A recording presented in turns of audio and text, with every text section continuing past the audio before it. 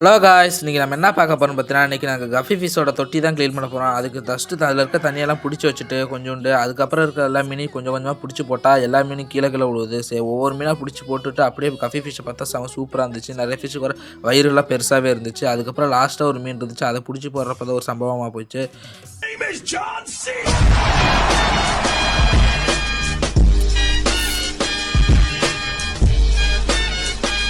அப்படியே அந்த கீழே அந்த ஃபிஷ்ஷை அப்படியே எடுத்து உள்ளார போட்டு அப்படியே டப்பா பார்த்தா சரியான ஸ்மெல்லு. இன்னும் கொஞ்ச நாள் மட்டும் தண்ணி மாற்றாமல் இருந்தால் மீனெல்லாம் செத்து போயிடும்ட்டு நம்மளும் அப்படியே டப்பாலாம் தூக்கிட்டு போய் வெளியே வச்சுட்டு அதுக்கப்புறம் போயிட்டு தண்ணியை மோந்துட்டு வந்து வச்சோம். தண்ணியெல்லாம் மோந்துட்டு வந்து வச்சுட்டு அப்படியே தண்ணியெல்லாம் தூக்கி கீழே ஊற்றிட்டு உள்ளார இந்த கல்லை எடுக்கலான்னு பார்த்தா கல்லே தெரில. அதுக்கப்புறம் கையை விட்டு எடுத்து எல்லா தண்ணியும் எடுத்து ஓரமாக வச்சுட்டு அப்படியே கொஞ்சம் லைட்டாக சால்ட் எடுத்துகிட்டு வந்து சால்ட்டையும் போட்டு நல்லா ஒரு கழுவி விட்டு டப்பா செம்ம சூப்பராக ஆக்கலாமிட்டு விறுவிறுன்னு தண்ணியை ஊற்றி 4 கிண்டு கிண்டுற மாதிரி கழுவி விட்டா செம்ம சூப்பராகிடுச்சு. அதுக்கப்புறம் கொஞ்சோண்டு ஸ்டோனெல்லாம் எடுத்து அப்படியே உப்பை போட்டு 4 தேய்ச்சி அப்படியே நல்லா சைடில் காய வச்சுட்டோம். காய வச்சு முடிச்சதுக்கப்புறம் கொஞ்ச நேரத்தில் எல்லாமே காஞ்சிருச்சு. அதுக்கப்புறம் நம்மளும் அப்படியே எடுத்துகிட்டு வந்துட்டு எல்லாமே ரெடி பண்ணலாமேன்ட்டு அப்படியே ஒவ்வொரு ஸ்டோனாக எடுத்து அப்படியே பக்கெட்டில் போட்டு அப்படியே நம்மளும் விளாட வந்தோம்.